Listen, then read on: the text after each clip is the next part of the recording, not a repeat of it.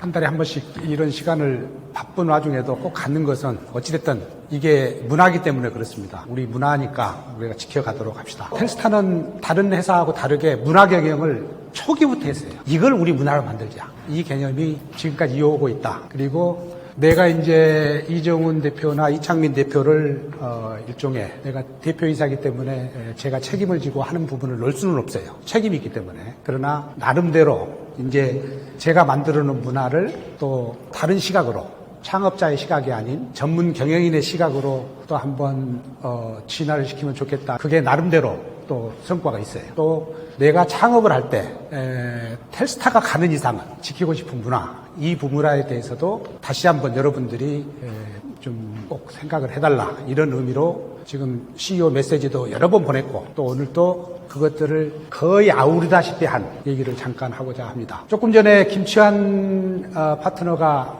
설명 멋지게 잘했죠.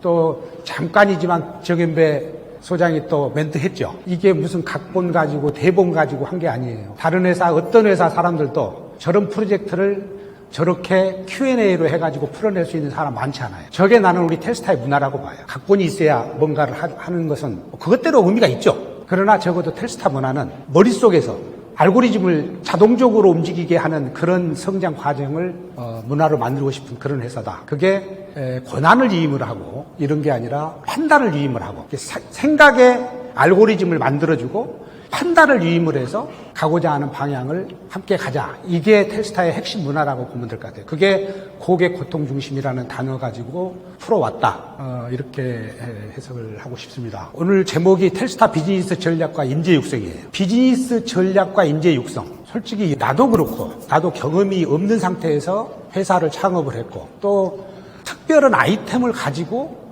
출발한 게 아니에요. 그냥 고객의 니즈를 받아서 그걸 풀어가면서 먹고 살아온 회사예요. 맞춤형 인재, 이런 인재가 필요하다라고 해서 뽑은 적도 없고, 그래서 전공이라든가 어떤 특별한 전문성 이것을 요구하지 않고 뽑고, 그렇게 해서 일을 하면서 인재를 육성을 하고 아이템을 개발을 하며 지금 40여 년간을 살아왔어요. 앞으로도 그럴 거예요. 다시 말하면 비즈니스 전략 속에 인재 육성 전략이 있다. 인재 육성이 먼저냐, 비즈니스 전략이 먼저냐. 비즈니스를 대하는, 비즈니스를 하는 그 방식을 가지고 자연스럽게 텔스타인이 양성이 되는 그런 문화를 가지고 있다. 그 얘기를 한번 하고 싶어요. 디지털화와 디지털 전환. 저것을 영어로 하면 DX. 그리고 디지털 전환하고 우리가 고객의 품질 경영을 지원하는 그런 일을 하는데 이 상관관계에 대해서 아마 오래된 사람들은 식상하고 할지도 몰라요. 그런데 또 적어도 신입사원들이 많아졌으니까 이 관계를 한 번만 더 짚어볼게요. 아날로그와 디지털 관계는 잘 아시죠? 아날로그하고 디지털 관계는 결국에는 데이터화를 할 수 있느냐 없느냐, 숫자로 표시를 할 수 있느냐 없느냐 개념이 아날로그하고 디지털 개념이라고 한다면 디지털화하고 디지털 전환의 관계는 하나하나를 아날로그를 디지털로 바꾸는 것이 디지털화 개념이라면 디지털 전환은 그 디지털 데이터를 연결을 해서 의도하는 목적, 의도하는 가치를 만들어내는 게 디지털 전환이다. 이렇게 해석을 하면 좋을 것 같아요. 디지털 전환은 연결이에요. 개별로 있는 데이터를 연결을 해서 전혀 다른 새로운 가치를 만들어내는 것. 여러분들 예전에 내가 트랜스포머 영화 얘기한 적 있죠? 트랜스포머의 자동차가 탱크로도 변하고 로봇으로도 변한 거 있었잖아요. 그죠? 그게 전형적인 DX 개념의 설명이에요. 갑자기 사고가 나거나 위급해지면 그게 탱크로 변하고 로봇으로도 변해요. 날아다니는 로봇가 되고 내가 이 순간에 날아다니는 로봇으로 변하고 싶다. 이게 고객이 원하는 가치 개념이라고 보면 그게 탱크에서 로봇으로 변할 때 갑자기 요술방망이가 될 수는 없어요. 각 부분에 있는 부분들이 아날로그 데이터가 다 디지털로 변환된 다음에 그 디지털 데이터들을 이런 상황에는 이렇게 연결을 시키고 저런 상황에 저렇게 연결시키고 하는 디지털 전환 과정을 한 거예요. 디지털 전환은 디지털 데이터를 상호 연결을 해가지고 특별한 목적을 달성하기 위한 그것을 말한다. 그러면 우리가 ERP나 MES에 대해서 잘 알잖아요. 우리 TSSP나 LMS도 잘 알고. 그죠? MES 한번 들어볼까요? MES가 디지털 전환의 핵심 도구일까요? 아닐까요? 맞습니다. 맞아요. 이처럼 디지털 전환을 하기 위해서 표준화된 툴들이 많이 나오고 있어요. 유명한 소프트웨어는 전부 다 디지털 전환의 도구들이에요. 대표적인 게 ERP, MES지만 서플라이 체인, 또 무슨 라이프 사이클 관리 이런 것들도 전부 다 따지고 보면 디지털 전환의 도구들이에요. 다시 말하면 디지털 전환을 하기 위한 전쟁이 일어난 거예요. 그게 이제 어울러진 게 이제 스마트 팩토리라는 단어도 디지털 전환으로 해놓은 결과물 얘기지만 어찌됐든 디지털 전환을 위해서 전 세계의 머리 좋은 사람들이, 전 세계의 스타트업들이 그 시장에 뛰어들어서 지금 하고 있다. 이렇게 보면 돼요. 텔스타도 마찬가지예요. 텔스타도 고객의 DX를 위해서, 디지털 전환을 위해서, 제조업을 하는 고객의 디지털 전환을 하기 위해서 설비도 제공을 하고, TS-SPC도 제공을 하고, TS-LMS도 제공을 하고, 링크5 MOS도 제공을 하며 지금 살아가고 있는 거예요. 자, 디지털 전환과 품질 경영의 관계는 어떤 겁니까? 디지털 전환은 다시 품질 경영의 수단이에요. 아까 MES는 디지털 전환의 수단이었고, 디지털 전환, 그 총체적인 것들, 다양한 소프트웨어들, 이것들은 따지고 보면 품질 경영을 하기 위한 수단들이에요. 텔스타는 제조업 고객들의 품질 경영을 지원하는 회사예요. 맞죠? 텔스타는 자체적으로 MES에 대체되는 그런 우리만의 MOS를 개발을 했지만 그러기 이전에는 외부에서 개발된 다양한 디지털 전환 도구들, MES, ERP, SPC 이런 도구들을 이용을 해서 결국에는 고객의 품질 경영을 지원을 하면서 성장하고 있고 앞으로도 그럴 거예요. 그래서 DX는 품질 경영을 위한 도구다 이렇게 해석을 하고 우리가 얼마 전에 이제 조직 변경을 하고 품질 경영 개념으로 우리 회사 조직을 확 바꿨어요. 그래서 고객 고통 중심의 제1의 궁극적인 고객은 텔스타는 이미 결정이 돼 있어요. 회사의 CEO, 회사의 오너, 회사의 최고 경영자가 품질 경영의 책임자예요. 맞죠? 텔스타는 고객의 품질 경영을 지원하기 때문에 저는 그냥 고객 정립은 무조건 앞으로는 고객의 CEO다. 이렇게 정의를 하고 제1 고객이라는 단어를 하나를 더 넣고 싶어요. 다시 말하면 프로젝트 고객.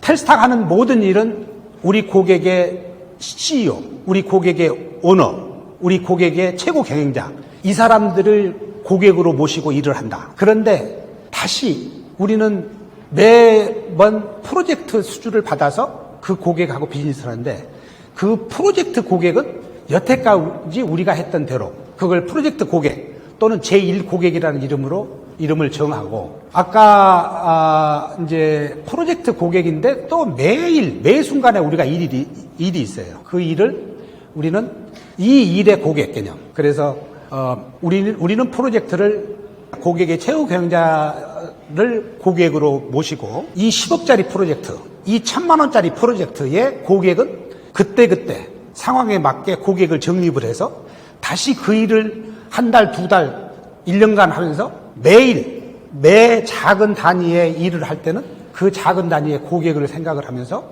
일을 진행을 한다. 이렇게 정립을 해주기 바랍니다. 아까 김치환 파트너가 쭉 대답하고 그것에 대해서 풀어가는 게 보면 그게 딱 몸에 배어 있어요. 내가 김치환 파트너하고 호흡이 잘 맞았던 것은 고객을 정립할 때 잘 맞아요. 김치환 파트너도 처음에는 엉뚱한 소리 해요. 나는 이 사람이 고객이라고 생각하는데 다를 수 있죠. 그런데 이런 관점이면 이렇지 않을까? 저런 관점이면 이렇지 않을까?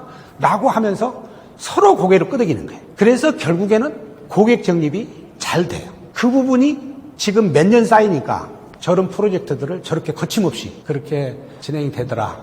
텔스타의 미션입니다. 몇 번 거쳐서 지금 현재 최종적으로 정립된 제조업의 미래를 개척하는 일, 이게 텔스타의 사명입니다. 그리고 우리는 제조업 고객에게 디지털 전환 솔루션과 품질 경영 통합 플랫폼을 제공한다. 여기서 이제 대기업과 중소기업의 품질 경영 전략은 어떻게 다르며 핵심 고통은 무엇일까요? 무엇일까? 글로벌 대기업과 일반 중소제조기업은 확실하게 달라요. 지금 현재 고통이. SAP를 포함한 커다란 디지털 전환 도구, 그러니까 품질 경영 도구를 이미 갖춰놓은 몇십억씩 들여서 갖춰놓은 글로벌 대기업들의 고통과 아직 품질 경영이 뭔지도 몰라. MES, ERP가 뭔지도 몰라. 그냥 전산화 해가지고 현재 그런 대기업들한테 납품하는 중소기업들이 또 많아요. 이런 기업들이 똑같을 수가 없죠. 품질 경영 방식이 똑같을 수가 없죠. 지금 고통이 똑같을 수가 없죠. 중소기업은 품질 경영 소프트웨어 플랫폼 구축과 순차적 품질 설비 추가. 그 사람들한테는 일단은 뭐 MES를 깔아놨다, 뭐 있다, 다 그래요. 그런데도 체계적인 소프트웨어 플랫폼이 없어요. 즉 디지털 전환 도구가 아예 없어요. 그래서 그것을 얼개를 만들어주는 것, 그것을 최소한의 것을 만들어주는 것, 그 다음에 그것을 보완을 시키면서 그것들은 결국에는 데이터를 먹어야 되는데 데이터가 올라와야 될 거 아니에요. 그런데 품질 설비가 없어요. 또 있어도 연결을 못해요. 그게 중소기업들이 가장 큰 고통이다. 대기업들은 이미 SAP처럼 어마어마한 설비를 깔아놨어요. 그랬는데 그 설비에 계속 품질 데이터라든가 고객에 빨리 대응하기 위한 데이터들을 그 품질 경영 플랫폼 쪽으로 데이터를 연결을 해야 되는데 연결을 못해요. 설비가 없어서 연결을 못하고 연결 기술이 못해서 연결을 못해요. 이 부분은 텔스타가 현대자동차가 품질 경영 플랫폼을 깔아놓고 설비가 없어서 데이터를 못할 때는 설비를 만들어서 연결을 시켜줬고 설비가 있는데 연결을 못한 데는 우리가 TS-SPC를 포함한 TS-LMS 소프트웨어를 해가지고 연결을 해줬어요. 그게 텔스타가 지난 20년 동안 우리 유재석 이사를 포함한 현재 MOS 팀이 그 일을 가지고 성장해온 거예요. 앞으로 이래야 된다가 아니에요. 지금까지 텔스타가 해온 일이 그래요. 데이터를 글로벌 대기업체에 이미 자기네들만의 품질 경영 플랫폼을 가지고 있는데 거기에 필요한 설비 또 거기에 필요한 설비의 데이터들을 모아가지고 그 플랫폼에다가 얹혀주는 거. 요게 텔스타가 성장해온 지난 20여 년간의 역사예요. 결국에는 우리가 대기업체에 데이터를 생성해주고 수집을 해주면서 텔스타가 걸어왔다. 과거에도 그렇고 앞으로도 그 일은 결코 줄어지지 않는다. 차고 넘친다. 그게 대기업체하고 우리가 할 일이고 중소기업 같은 경우는 요즘에 이제 그동안에 그래도 몇 년간 한 거니까 예소담 예를 들게요. 김치 공장 같은 경우는 이제 정부에서 뭐 지원하는 소프트웨어 MES를 깔고 뭐 이런 것도 해봤어요. 그러다가 텔스타 만나가지고 텔스타하고 같이 하는데 거기에 회사를 경영하는 품질 경영 플랫폼 거기에서는 뭐 MES다, ERP다 뭐 이렇게 적혔는데 나는 통합적으로 예소담이 오너 입장에서 품질 경영을 하기 위한 소프트웨어를 우리가 깔았다고 봐요. 그리고 그 소프트웨어에다가 필요한 데이터들을 계속 추가하면서 1년, 2년, 3년 거쳐서 회사를 완벽한 품질 경영 시스템을 구축하는 그런 과정을 지금 있어요. 결국에는 거기도 똑같아요. 앞으로 품질 설비가 됐든 또는 품질 경영을 하기 위한 데이터 생성해서 그 플랫폼에 연결해야 될 것은 매년 꾸준히 좀씩이라도 발생할 것이다 라고 생각을 하고 있습니다.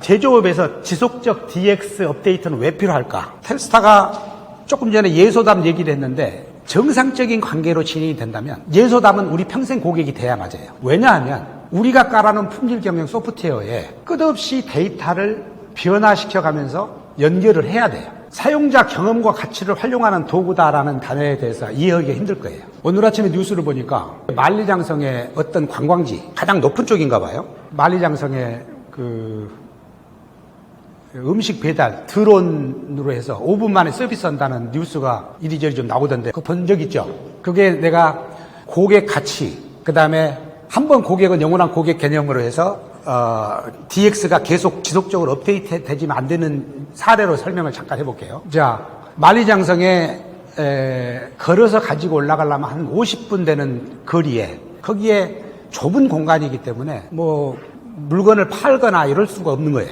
그런데 거기 올라가면은 우선 당장 물 뭐 이런 간단한 요기 이런 부분에 대한 관광객의 고통이 컸던 거예요. 그걸 중국이 전략적으로 자국 산업의 드론 산업도 PR을 할 겸 세상이 바뀐 것도 알릴 겸 해가지고 전략적으로 아마 키운 것 같아요. 그래서 관광객이 핸드폰으로 주문을 하면 원하는 것을 5분 내로 배달해주는 그것을 시작한 거예요. 엊그제 시작한 거예요. 그러니까 뉴스에 나왔겠죠. 자, 고객의 가치 개념은 여기서 못 가요. 사용자 가치 그러니까 관광객이 거기에 올라가서 콜라 한 병이 있었으면 참 좋겠다. 피자 한 판 있었으면 참 좋겠다. 이게 고객이 원하는 가치예요. 맞죠? 그 고객이 원하는 가치를 만족하게 해보자 라고 거다란 계획을 세워요. 그게 정부가 세웠던 지자체가 세웠던 상관없어요. 그렇게 해서 이것을 드론으로 하면 되겠다. 그러면 앱을 만들어서 신청을 하면 우리가 준비했다가 원하는 것을 배달을 하면 5분 내에 되겠다. 이런 계획을 세웠겠죠. 그렇게 해서 앱을 만드는 프로젝트에 참가하는 회사, 또 꼭 필요한 거 음식을 5개면 5개, 10개면 10개 정해가지고 그 음식점을 섭외를 해가지고 바로 드론에 태울 수 있는 조건으로 물류창고 같은 개념을 하는 어떤 회사, 그 다음에 당연히 드론 회사, 그 다음에 토탈로 이것을 매니징을 할 수 있는 그런 토탈 매니징 회사, 대충 해도 서너 개, 4, 5개 회사가 프로젝트 개념으로 일을 시작했겠죠. 아마 얼마나 했을까요? 최소한 몇 개월 전, 몇 년 전에 했지 않을까요? 그것들이 앱을 통해서 5분 만에 배달되기까지 각 분야에 있는 데이터들을 디지털화한 다음에 그 디지털 데이터들을 서로 연결을 해야 그 서비스가 가능했겠죠. 디지털 전환은, DX는 그 프로젝트를 DX를 통해서 고객의 이 가치를 해결하자라고 시작이 됐고, 그것이 시작이 됨과 동시에 디지털화했고 디지털 전환, 즉 DX화해서 그게 고객의 가치에 대응하는 그런 상황이 됐을 것이다. 저기서 고객 경험이라는 단어가 또 나와요. 콜라가 팔릴 줄 알았는데 처음에 콜라 배달이 처음에 있었어요. 몇 번이 있었는데 한 달 6개월 지난 사이에 뚝뚝뚝뚝 빠지더니 콜라 수요가 없어졌어요. 주는 게 눈으로 보여요, 데이터가. 그럴 수 있어요, 없어요? 그럴 수 있죠. 왜냐하면 고객의 원하는 가치가 변할 수 있으니까. 그러면 콜라를 사이다로 바꿀 수 있고 아니면 생수로 바꿀 수 있다고 가정해 볼게요. 생수로 바꾼다. 그러면 어떻게 해야 돼요? 우리는 우선 앱 쪽에 변경이 있어야 되겠죠? 자리를 다시 리디자인 해가지고 물로 하고, 물도 몇 가지 다시 해야 되고, 가격표도 다시 바꿔야 되고, 그것도 바뀐 거잖아요. 그죠? 그것만 바뀌나요? 물을 공급하는 회사에, 또 물류 창고에 콜라병 대신에 물이 차지해야 되고, 또 혹시 알아요? 드론에서 물이기 때문에 다른 방법으로 드론의 일부분을 또 교체해야 될지도 몰라요. 다시 말하면 고객이 원하는 가치가 조금 변하면 연관되는 모든 쪽에서 업데이트가 필요해요. 그죠? 우리가 예소담에 MOS를 심플하게 납품해놓고 잘 돌아가게 해줬어도 불과 몇 달 사이에 외부 환경에 의해서, 고객의 트러블에 의해서, 공급해주는 공급의 트러블에 의해서 예소담의 소프트웨어를 변경을 하고 만들어서 납품했던 설비에 변화를 주지 않으면 안 될 일이 있을 수밖에 없어요. 그걸 다른 데다 시킨다고요? 그렇지 않아요. 텔스타 가면 10이면 할 것을 다른 데다 하려면 잘못하면 날새요. 디지털 전환은 한 번 뿌리를 내리면 같이 가야 돼요. 그래서 고객들이 두려워해요. 그래서 텔스타를 믿을 수 있겠는, 그게 그 사람들이 선택하는데 가장 중요해요. 왜냐하면 저 사람이 아니면 나중에 골치 아파. 그래서 특히 회사를 봐요. 왜냐하면 개인은 사고도 있을 수 있고 회사 대 계약을 해서 회사가 일정한 역할을 해주기를 원해요. 그래서 텔스타는 그런 방향성 가지고 디지털 전환을 구축을 해주고 한 번 구축한 회사를 평생 고객으로 모시고 가겠다. 이런 개념을 가지고 비즈니스를 한다. 이렇게 텔스타의 현재 가장 시급한 과제, 가장 중요한 것은 지속 성장할 수 있는 아이템을 빨리 찾아내는 거예요. 적어도 몇 년간 그래도 꾸준할 수 있는 아이템을 찾아서 안착시키는 거. 그 다음에 서두에도 말했지만 텔스타인들 계속 새로운 일을 할 수밖에 없는 그런 위치에 있는 사람들이 그런 일을 잘할 수 있는 인재로 키워내는 것. 그래서 인재 육성하고 새로운 아이템 개발이 가장 중요한 과제예요. 어쩌면 내가 존재하는 이유예요. CEO가 존재하는 이유. 저걸 해내야 돼요. 가장 시급한 과제는 뭐냐? 안타깝게도 우리 회사가 쌍용 자동차가 부도나기 전 해, 그 해를 제외하고는 마이너스가 없이 해왔는데 어찌됐든 간에 지금 2년 됐고 3년째 올해까지 마이너스가 나게 되면 굉장히 우리 회사가 대외적으로 신용도 그렇고 그래서 그런 위기가 올 수 있어요. 그래서 어떻게 해서든지 금년에 마이너스가 되는 것을 고리를 끊어야 된다. 이게 가장 시급해요. 두 마리를 동시에 잡지 않으면 안 돼. 그래서 지금 여러분들 금년 들어서서 내가 메시지도 보내고 지금 이 자리도 되는 게 결국에는 그런 아이템과 인재 육성 이것을 통해서 또 마이너스 난 것을 극복을 해서 이것만 극복이 되면 또 잘 될 거예요. 저는 그 가장 큰 이유를 나는 여러분들 탓도 아니에요. 특히 여러분들 탓은 아니에요. 확실한 것은 우선 우리가 이것을 감수를 하고 CEO인 내가 감수를 하고 대변화를 시도를 한 거예요. 자동차 엔진하고 미션으로 먹고 산 회사를 스마트 팩토리 구축이라는 엔지니어링 서비스 기업으로 바꾸겠다. 당연히 이런 위기를 나는 감수할 생각 가지고 출발을 했기 때문에 조금도 이상할 것도 없고 두려울 것도 없어요. 단 내가 지금 마음이 급해진 것은 인재 육성이 내 뜻대로 안 가고 있다라는 게 내 가장 큰 스트레스예요. 인재 육성이 안 된다는 얘기는 전략 아이템을 또 키울 수가 없어요. 그래서 CEO 고통이 가장 지금 인재 육성과 인재 육성으로부터 시작이 돼서 미래 먹거리를 빨리 찾아내는 것. 우리 회사에는 좋은 점은 미래 먹거리가 널려 있어요. 어떤 회사보다 널려 있어요. 근데 그걸 꿰매야 되는데 꿰매려고 하면 인재가 필요하고 맞춤형 인재가 필요하고 우리가 한번 힘을 모아보자. 이게 이 자리라고 보면 될 것 같습니다. 그러면 어디에 가장 지금 문제가 있다고 보냐?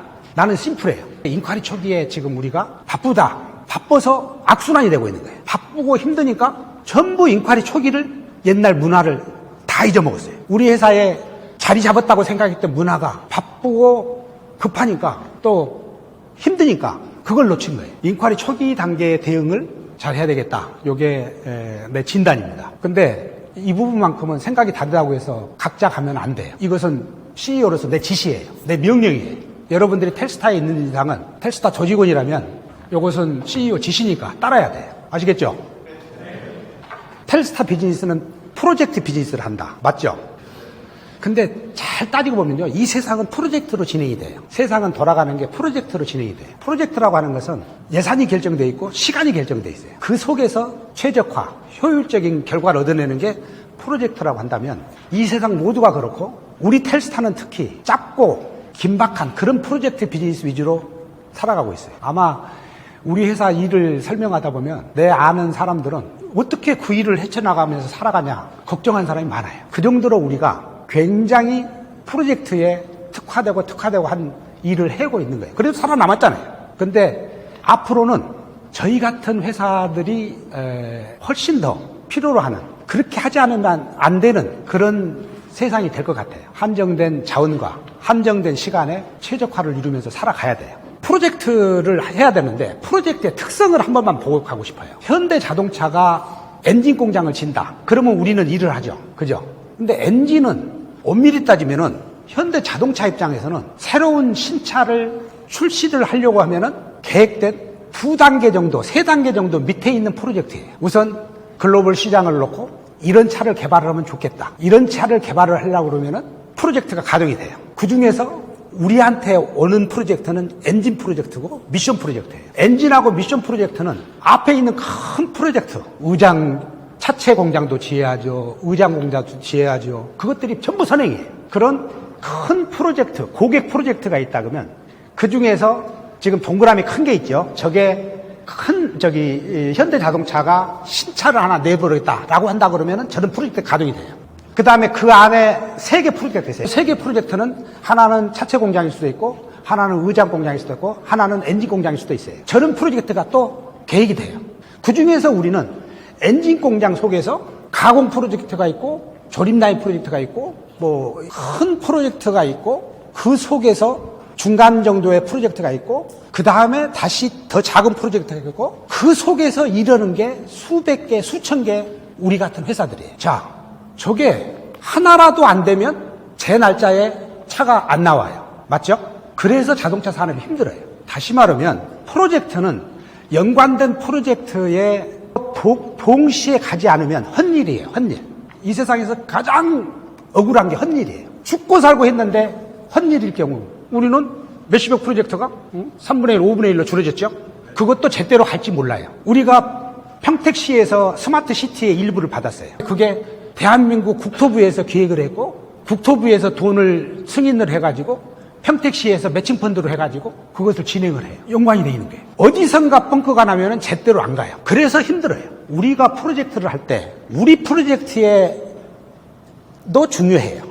우리 프로젝트를 잘하는 것도 중요해요. 그런데 연관된 프로젝트를 이해를 하고 그 프로젝트하고 같이 동기화시켜서 가지 못하면 헛일이 돼요. 우리가 성장을 할 때, 우리가 일을 할 때 인ኳ리가 딱 오면은 헛일을 예방할 수 있는 거, 그 다음에 인재를 육성하는 거 심플해요. 전체를 공부를 해야 돼요. 어떤 인ኳ리가 오면 특히 우리는 지금 새로운 프로젝트가 많아요. 새로운 산업에.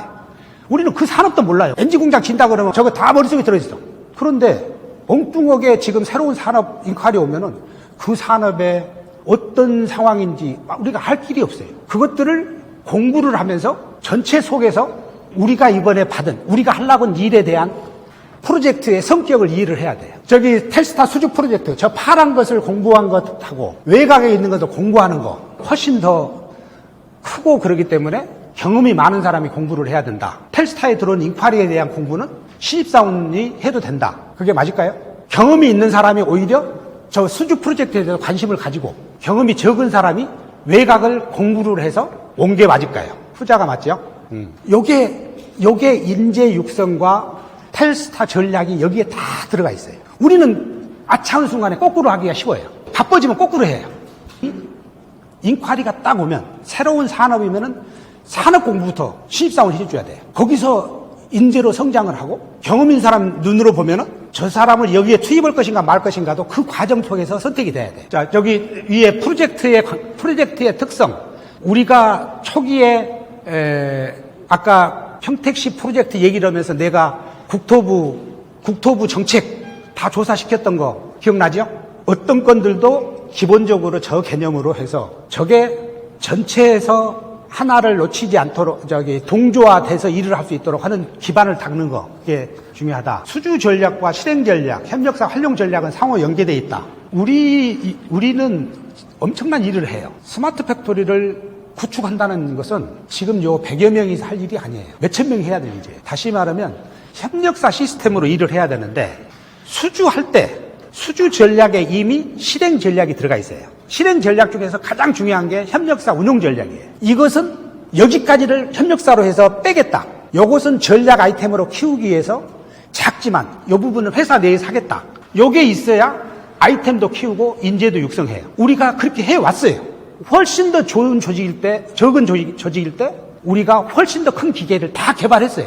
어떻게 했냐? 이것은 뚝 뛰어가지고 저 전문회사한테 맡긴다. 이것은 뚝 뛰어가지고 전문회사에 맡긴다. 우리는 이 부분 가지고 우리 텔스타가 한다. 이 개념이 텔스타 DNA예요. 다시 말하면 수주를 할 때 나중에 고객이 저리 뺄지 몰랐네.